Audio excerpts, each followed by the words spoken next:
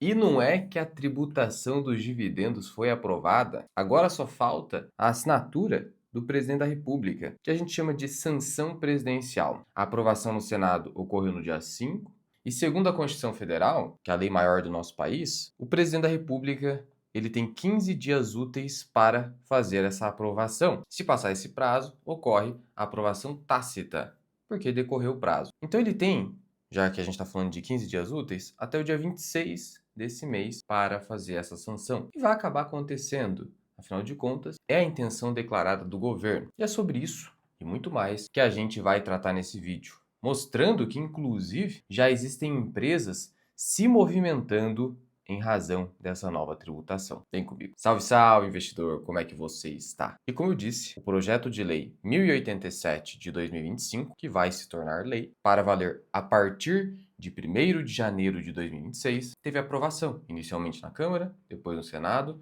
e agora foi para o presidente da República, que tem até o dia 26 para fazer a sanção. Se não, vai ocorrer, como eu disse, a aprovação tácita. E aqui eu quero te mostrar alguns dos principais impactos dessa nova tributação para o investidor, para você que está assistindo esse vídeo. Antes, vamos dar uma olhada aqui no texto original do projeto de lei. Primeiro, ele não veio com a proposta de apenas tributar os dividendos. Essa proposta de tributação dos dividendos é uma maneira de compensar essa alteração aqui. Olha só, a partir de janeiro de 2026, será concedida redução do imposto. Isso aqui é lindo, né? Quando eu vejo redução do imposto, é lindo, mas vai ter a majoração para outras pessoas. Não vai ter corte de gasto. Isso o governo nunca coloca em pauta. Vai tributar, entre aspas, o super rico, porque sinceramente, se você acha que ganha 50 mil mais, é super rico, está fora da realidade. E sem falar que já antecipo o seguinte, não tem aqui uma regra já prevendo o reajustamento desses 50 mil. Aí eu te pergunto, 50 mil hoje é bastante dinheiro,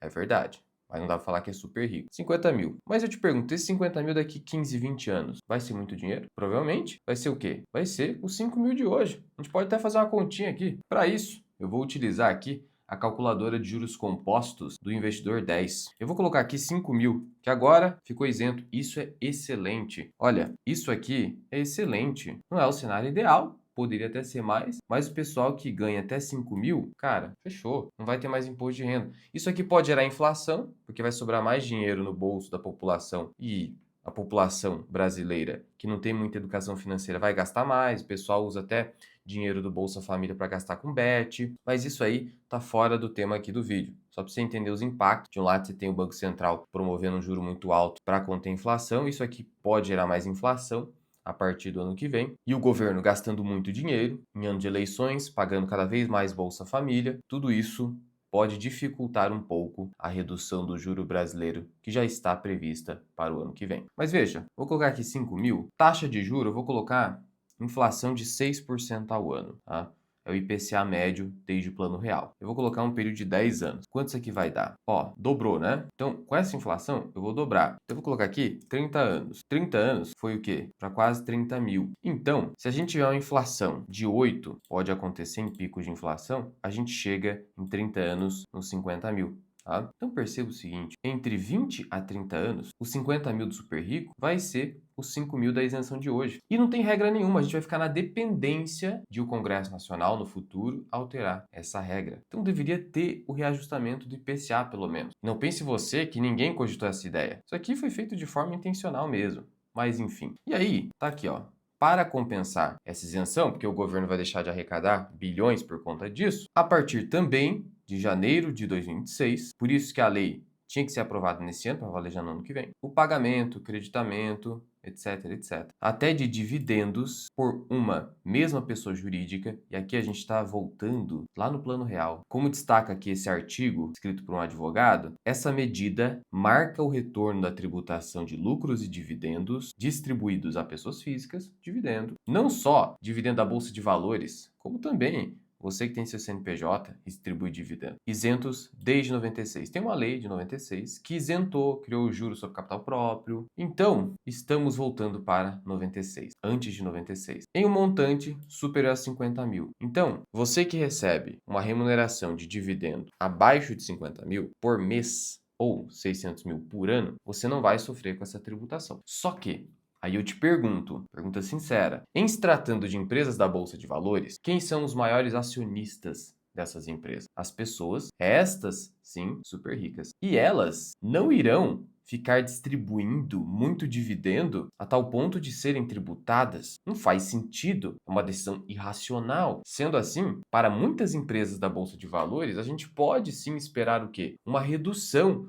do payout. E isso vai impactar os pequenos investidores, porque eles irão receber menos. Ou então, a frequência de pagamentos irá aumentar. Ou uma conjunção das duas medidas. Por que, Luan, frequência irá aumentar? O que acontece? 50 mil reais, né? É o que está aqui no projeto de lei. Esse projeto ele prevê uma retenção do imposto na fonte. Olha o que está escrito: retenção na fonte do imposto de renda das pessoas físicas. E são vedadas quaisquer deduções abaixo de cálculo. Vai pegar tudo. Mas aí é que tá. Qual que é a grande questão aqui? Eu só vou realizar a retenção obrigatória em valores que superam 50 mil, então tem que ser 50 mil e um centavo, de 10%, eu só vou fazer isso se o pagamento for acima de 50 mil. Então vamos supor que em um determinado mês eu tenha bastante dinheiro e tenha ali dividendos de 3 empresas que, somadas, dão mais de 50 mil. Só que elas pagam a cada trimestre ou a cada semestre. E aí eu recebo num pagamento mais do que 50 mil. Vou sofrer a retenção de 10%. Agora, olha só, se a empresa diminuir a frequência de semestre para bimestre, ou até por mês, eu não vou receber tudo isso de uma vez. Que agora eu vou diluir os pagamentos. E aí eu não vou receber 50 mil. Se eu recebia 50 mil por trimestre, agora eu vou receber menos de 20 mil, né, por mês. E aí eu não vou sofrer a retenção. Significa que eu não vou pagar imposto? Não. Porque no ano seguinte, aí a gente está falando de 2027, eu vou ter que fazer o ajuste anual lá na declaração do imposto de renda. Aí eu vou considerar tudo que eu recebi de remuneração do meu trabalho, de dividendos, tudo, junta no bolo e vê quanto que tem a pagar ou até de restituição do imposto de renda. E aí veja só que aqui tem uma regrinha de transição, respiro. Não se sujeitam ao imposto de renda quando relativos a resultados apurados até 2025. Então, o que acontece? Isso abriu uma janela para as empresas da Bolsa de Valores, especialmente, distribuírem um caminhão de dividendos extraordinários ainda nesse ano. E elas podem pagar até 2028, desde que elas demonstrem que esse dividendo extraordinário se refere ao ano de 2025, antes da aplicação dessa lei. Então, esse é um ano que você pode ter dividendos extraordinários. Eu vou te mostrar aqui, na sequência, empresas que já estão fazendo isso e a manobra que os caras estão usando. Manobra legítima, tá? E aí, veja só mais um artigo importante aqui da lei. Presta atenção. Pode ser chato, só que isso aqui é importante para você, viu? Que te afeta, então presta atenção. Não sai do vídeo ainda, se inscreve aqui nesse canal para não perder nenhum vídeo. Artigo 16b. Caso se verifique que a soma da alíquota efetiva de tributação dos lucros da pessoa jurídica com a alíquota efetiva da tributação mínima de 10%. Então, o que está falando aqui? Se eu somar quanto que a empresa pagou já, lá de contribuição social sobre o lucro líquido, imposto de renda pessoa jurídica. Se eu somar o que ela pagou com o que a pessoa física está pagando, os 10%, vai de 2,5 a 10, só que a retenção já é 10, automático. Só vai apurar lá no ano que vem, na declaração de ajuste anual, tá? Então, o que está falando aqui? Se eu somar os dois, olha só, e isso ultrapassar a soma das alíquotas nominais do imposto de renda e contribuição social sobre o lucro líquido, será concedido um redutor da tributação mínima. O que isso está falando aqui? Está falando o seguinte: eu tenho um teto de tributação, para não ser um negócio absurdo também. E qual que é esse teto? Está aqui, ó. Alíquota total de 34% na maioria das empresas, 40%. Aí você vai pegar o quê? Seguradora, capitalização, etc, etc. E aí, por fim, você pega banco, né? 45%. Então, olha só. Se eu somar o que eu paguei aqui na pessoa jurídica, mais o que eu vou pagar aqui na pessoa física, eu tenho redutor. Só que eu não vou eliminar o imposto, eu vou limitar a 34. O que exceder, eu retiro e eu não tenho que pagar. Então vamos supor que a empresa da Bolsa de Valores tem uma alíquota efetiva de 30%. Vou pegar o caso da Porto Seguro. A Porto Seguro, se você pegar o demonstrativo de resultado, a alíquota varia de 30 a 32. Então, sobraria mais 2%. Então eu vou cobrar 2%. Só que não, né? Porque a Porto Seguro é seguradora, então eu caio nos 40%. Rapaz. Então, o que acontece? Vai ter o redutor, mas ainda assim vai ter essa tributação. Porque dificilmente tem estudo da FGV mostrando que uma minoria de empresas na Bolsa de Valores alcança esse teto máximo. Minoria, por causa do juros sobre capital próprio, que reduz a base de cálculo, por causa das isenções, incentivos fiscais. Então, alguma coisa vai ter que pagar. Raramente não vai ter que pagar nada, mas tem essas alíquotas máximas. Cara, 45%, mesmo para banco, é um absurdo, mas é assim que funciona no Brasil. Mas note que, para empresas do Simples Nacional, você que tem o seu CNPJ, empresas do lucro presumido, que tem uma alíquota presumida, esse pessoal vai ser o mais prejudicado, vai sofrer os 10%. O médico, o advogado, o engenheiro, arquiteto. Por quê? Porque a empresa desses caras não paga essa alíquota. No Simples você vai pagar entre 10 a 15, lucro presumido você vai pagar entre 16 a 20, mais ou menos isso. Então, na prática, você vai tomar os 10% no lombo. Então, a pessoa física mais prejudicada vai ser quem? Aquela que está no lucro presumido, sócio de empresa de lucro presumido e Simples Nacional. Esse é o pessoal que vai tomar mais no lombo. E aqui vai atingir também remessa de dividendo ao exterior. Então, Santander que manda para o exterior, empresas, né? Tem controlador lá fora, todo mundo vai pagar. Pode ter problema até de acordos internacionais, tá? Até escrevi isso um artigo que eu soltei lá na comunidade. Coloquei aqui em Sites Mirai. Esse artigo aqui fala de todas as implicações possíveis sobre essa tributação dos dividendos. E aí, eu queria te explicar aqui o seguinte. O gatilho da tributação, coloquei lá. Olha só, como é que vai funcionar a cobrança? Uma mesma pessoa jurídica, e aí é CNPJ, uma mesma pessoa física, CPF, montante total de lucros e dividendos acima de 50 mil em um único mês calendário. Base de cálculo, atinge tudo, só exclui os rendimentos isentos de LC e LCA, esses títulos isentos. E aqui, outro detalhe para você. A natureza do imposto é compensável. Não é como o juros sobre capital próprio, que é classificado como tributação definitiva. Paguei os 15%, não tem como compensar. Acabou. Aqui não, é compensável na declaração. Como eu te disse, se eu acabar demonstrando na declaração anual que eu paguei mais, e vai ter muito disso, vai ter restituição. Então, exemplos que eu coloquei aqui, ó. Cenário 1. Um investidor recebe no mesmo mês 45 mil em dividendos da empresa A e 35 mil da empresa B. Embora o total seja de 80, não haverá retenção na fonte, pois nenhum dos pagamentos individuais ultrapassou o teto de 50. Isso não significa que no ano que vem eu não vou ter que pagar isso, só não vai ter a retenção na fonte. Isso é positivo porque te dá prazo, né? Tempo é dinheiro. Esse dinheiro que foi retido, você está rentabilizando numa renda fixa, ou qualquer outro investimento. Cenário 2. Um sócio recebe da sua empresa um pagamento de 70 mil em dividendos. Com o valor ultrapassou, aí sim, né? Eu vou ter que pagar quanto? 7 mil. Ô, Luan, peraí. 10% sobre o todo? Não é sobre o que excede? Não, sobre tudo. Então essa regra aqui é sacanagem, tá? O Estado não vai perder. Porque pensa comigo, tá? É só o que ultrapassa, né? Então eu tenho que ter ali, né? A alíquota incidindo sobre o que ultrapassa? Não, ainda não. Vai incidir sobre 7 mil. Rapaz, que sacanagem. É assim. E o cenário 3, a empresa D paga 30 mil no dia 10 e mais 30 mil no dia 25 do mesmo mês. Valor total, 60 mil. Ultrapassou o limite, né? A empresa deve reter 10% sobre o total. 6 mil. É assim que vai funcionar a tributação dos dividendos aqui no Brasil. E aí, voltando aqui para esse artigo, algo que ele cita é muito importante, viu? Esse modelo aprovado carrega riscos de distorções e insegurança jurídica, no Brasil até o passado incerto, especialmente para setores altamente dependentes da distribuição de lucros, como o agronegócio, que carrega o Brasil nas costas e vem sofrendo demais. No Brasil, é comum que empresas familiares e cooperativas agrícolas utilizem os dividendos como principal mecanismo de remuneração dos sócios. Então, assim, vai ferrar com o pessoal do agro, que vai precisar de planejamento tributário aí. Ele citou ainda da questão do redutor, que eu comentei com você, não pode ultrapassar a alíquota de 34, 40, 45. Só que ele falou algo importante: o mecanismo é tecnicamente complexo e depende de dados contábeis que variam muito entre empresas. Isso é verdade, vai ser complexo pra caramba. Ele tratou aqui também da transição, é o que eu falei. Até 2025 as empresas podem distribuir muito dividendo e podem pagar até 2028. Então você aprova em 2025 e você pode deixar lá na empresa e só pagar depois. E aí o Estado não pode te cobrar, mesmo que você pague depois sob a vigência da lei a partir de 2026. Isso é importante. Então você, médico, advogado, profissional liberal no geral, que guardou caixa, distribui o máximo possível nesse ano, sem prejudicar a sua empresa.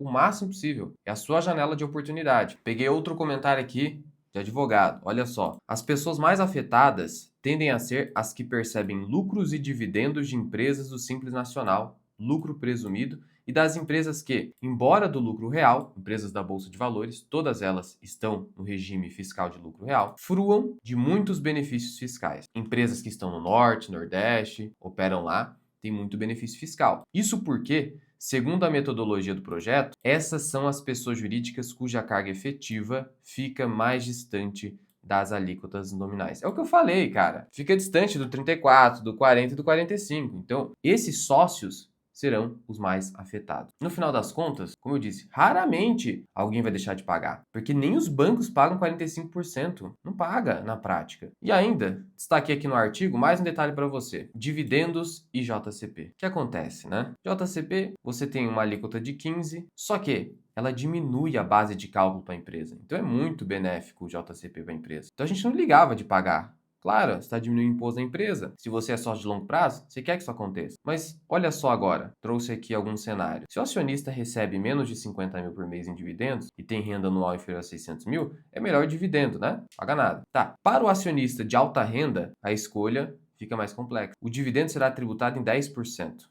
Mas de forma compensável, lá na declaração anual. O JCP tem uma alíquota de 15, mais definitiva, não compensável. A definição dependerá da alíquota efetiva total do contribuinte na sua declaração anual. Para a empresa, a vantagem do JCP continua. Então, na prática, o que vai acontecer? A empresa vai pagar JCP pra caramba, no máximo, que é de 50%. É o máximo, senão ela pagaria 100% do provento que ela paga através disso aqui. Vai diminuir ao máximo o dividendo ou a frequência de pagamentos, como eu falei, e aí vai reter mais dinheiro na empresa, vai recomprar mais ações quando cabível, não pode recomprar a qualquer preço, tem que ser abaixo do valor intrínseco. É isso que eu vejo acontecendo a partir de 2026. E aí, como eu falei, existem empresas que já começaram a agir nessa janela de oportunidade de 2025. Uma delas é a Vulcabras. Tem análise da Vulcabras lá na comunidade. O que ela fez? Presta atenção aqui na manobra legítima, elisão fiscal, tá? Olha só, após publicação do resultado trimestral, ela soltou um aviso aos acionistas de dividendo extraordinário, no incrível valor de 597 milhões de reais. Por que incrível? Porque isso aqui é 2,20 por ação. 2,20 por ação a uma ação que custa 20 é mais de 10% de dividend yield em um pagamento. Só que, o que acontece? Veja que ela vai pagar esse dividendo dia 15 de dezembro, antes de finalizar o ano. O que ela fez? Olha, eu não quero realmente distribuir tanto dividendo assim.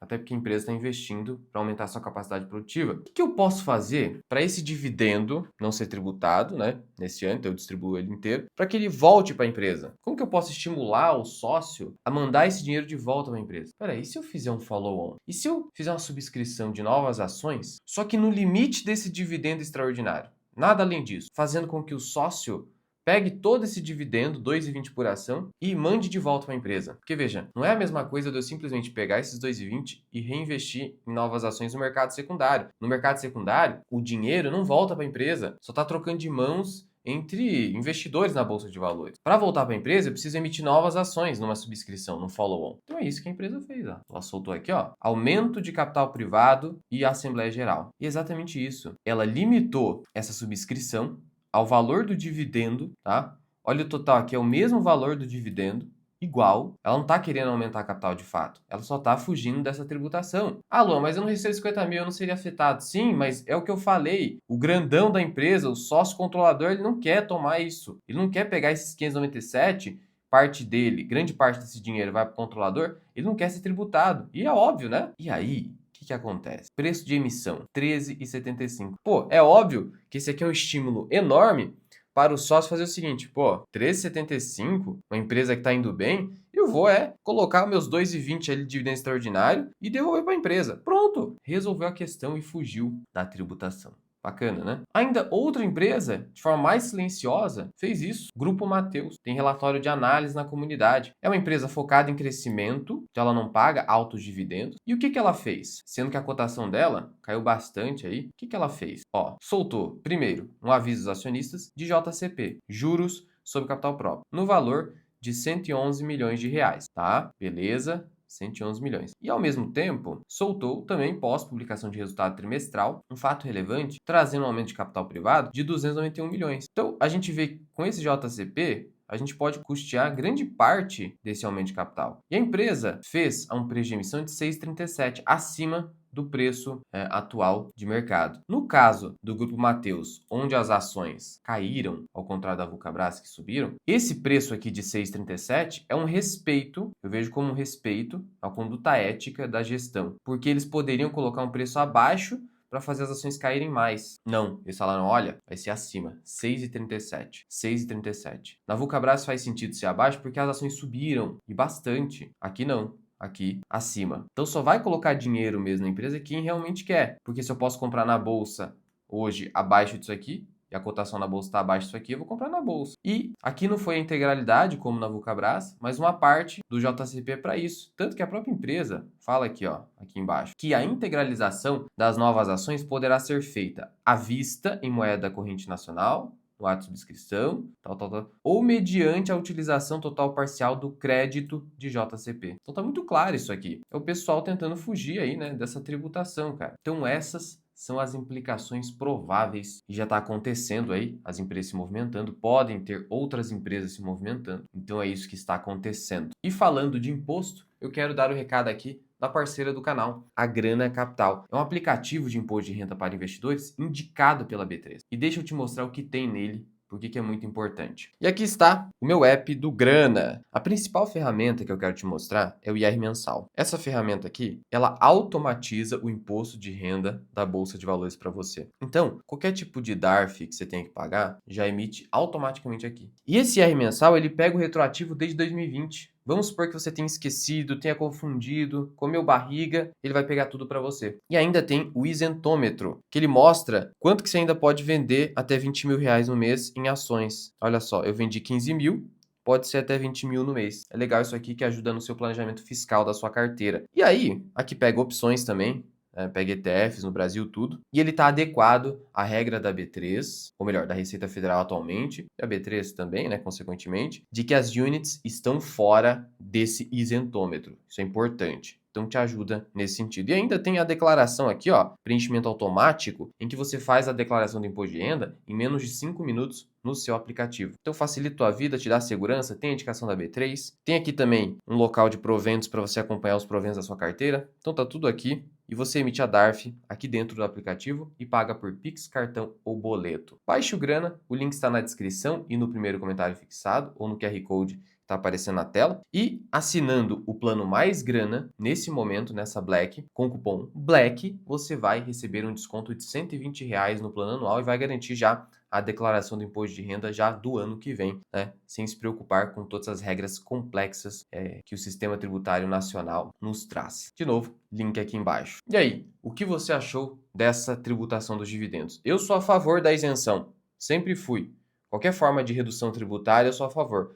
Mas deveria ser como? Deveria ser com corte de gasto público, mas é quase uma utopia no Brasil, ou no mínimo já colocar aí um reajustamento desses 50 mil. Mas enfim, estou querendo demais. E aqui em cima eu vou deixar um vídeo para você, onde eu te mostro como que funciona essa declaração do imposto de renda em menos de 5 minutos com o app do Grana.